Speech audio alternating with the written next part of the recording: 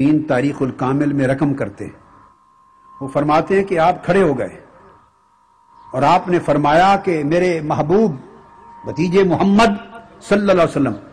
اب آپ کی باتیں 3 دن سن کر آپ کی مدد کرنا،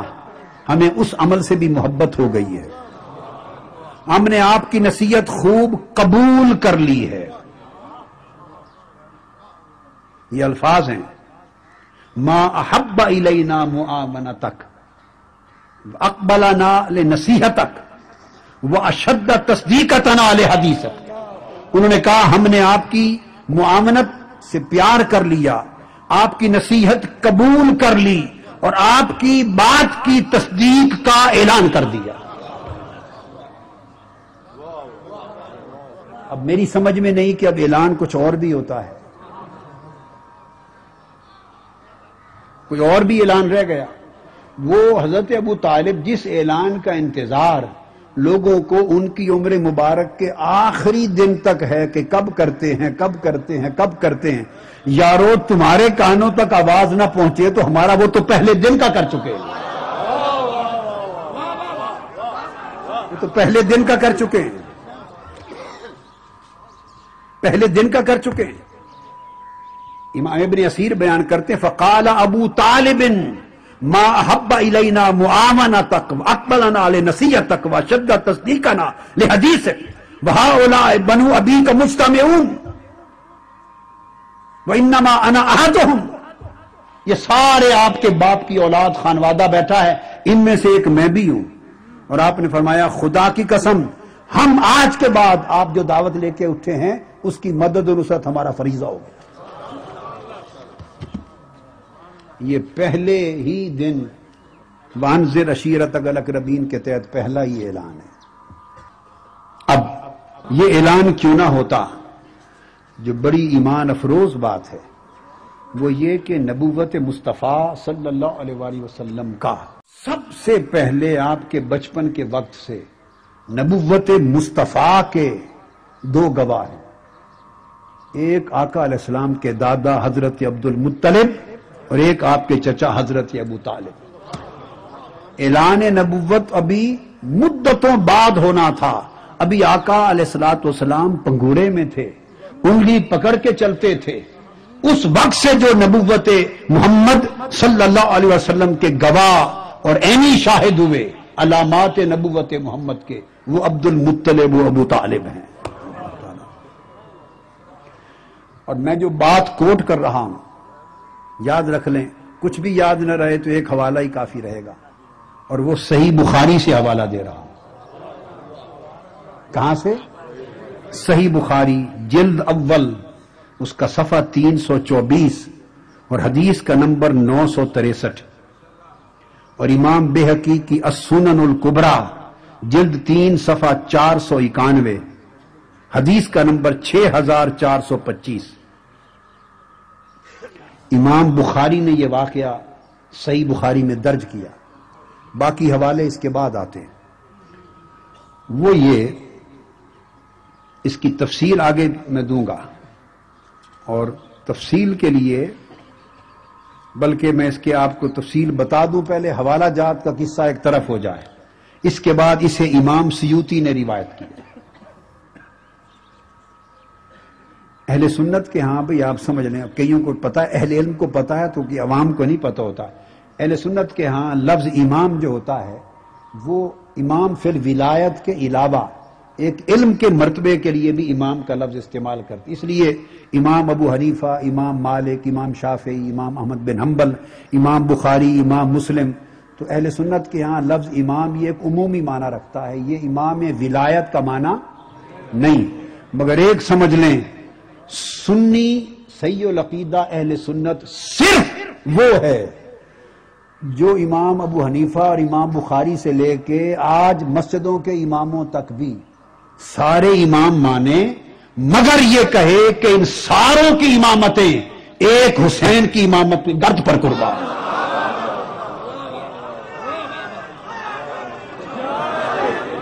جو ان سارے امام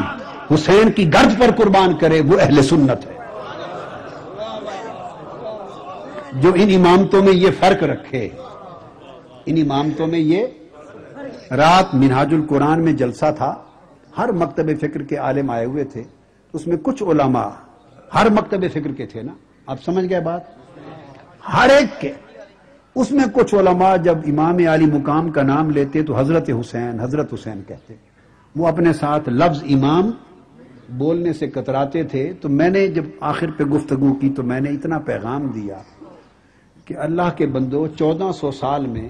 10,000 لوگوں کو، ہستیوں کو، بزرگوں کو امام ماننے والوں، 10,000 بزرگوں کو امام ماننے والوں، سب 10,000 اکابر کو، لاکھ اکابر کو، بزرگوں کو امام کہتے ہو، صبح و شام کہتے ہو، اور جب اس ذات کی بات آتی ہے کہ امامت جن کے قدموں سے نکلی ہے وہاں نہیں کہتے۔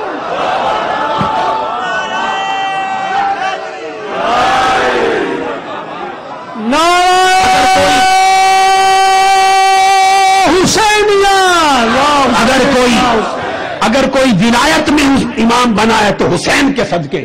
کوئی تقوی میں امام بنا تو حسین کے صدقے،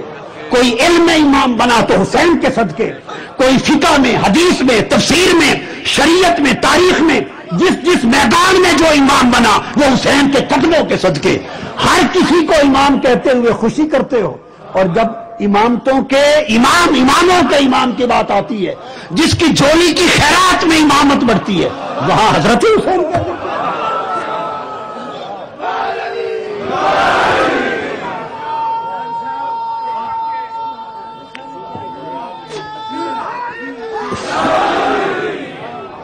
اور آپ کو پتا ہے اہل سنت ہونے کے ناطے میں فقہی مشرب میں حنفی ہوں، اپنی فقہی مشرب میں میں امام ابو حنیفہ کا مقلد ہوں، حنفی ہوں، تو میری فقہ میں امام ابو حنیفہ وہ اس لیے امام ہے، میرا فقہ کا امام حضرت امام ابو حنیفہ اس لیے میرا امام ہے کہ وہ امام جعفر صادق اور امام محمد باقر کا غلام ہے۔ اور انہوں نے خود کہا حسین کو فقط حضرت حسین کہہ کے چل پڑنے والوں اور امام کہنے سے کترانے والوں، امام ابو حنیفہ نے فرمایا، امام ابو حنیفہ میں فرمایا، جس کو فقہ کے اہل سنت کے فقہ کے سب امام اعظم کہتے، انہوں نے کہا لولا السنتان لہلک النعمان، خدا کی عزت کی قسم اگر امام محمد باقر اور امام جعفر صادق کے قدموں میں جو میں 2 سال بیٹھا، اگر میری زندگی میں وہ 2 سال نہ ہوتے تو میں ہلاک ہو گیا ہوتا۔ ارے یہ گھرانہ تو یہ تو وہ امام ہیں،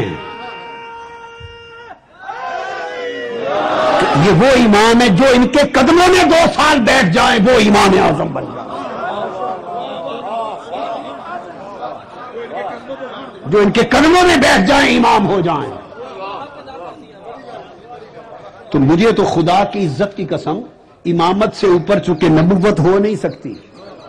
نبوت ہو نہیں سکتی، ختم نبوت ہے، حضور کے بعد کوئی کسی کو نبی کہے کافر ہوگا، نبوت ہو نہیں سکتی، اور امامت سے اوپر کوئی اور لفظ نظر آتا میں حسین کو امام نہ کہتا، وہ لفظ کہتا، امام سے اوپر کچھ ہوتا، وہ تو امام قدموں سے امام بنانے والے ہیں، یہ تو فاطمۃ الزہرا کا گھرانہ ہے، جو ان کے در پہ سائل ہو جائے امام ہو جائے، وہ تو امامت خیرات میں دے دیتے، ہائے ہائے ہائے، وہ تو خیرات میں دے دیتے۔ تو میں عرض کر رہا تھا کہ یہ جو تو امام جلال الدین سیوطی نے روایت کیا، جو واقعہ آگے بیان کرنے والا ہوں، میں یوں ہی کروں گا کہ حوالے سارے پہلے سنا دوں تاکہ آپ کو پتا ہو کہ بات کتنی پختہ سند کی ہے۔ الخصائص الکبریٰ میں امام ابن عساکر نے بیان کیا ہے، امام قسطلانی شارح بخاری انہوں نے بیان کیا ہے، امام حلبی صاحب سیرت حلبیہ نے بیان کیا، علامہ احمد ذہنی دہلان نے بیان کیا، علامہ بلازری نے بیان کیا، علامہ شہرستانی نے الملل والنحل میں بیان کیا، یہ تمام محدثین ائمہ علماء یہ کثرت کے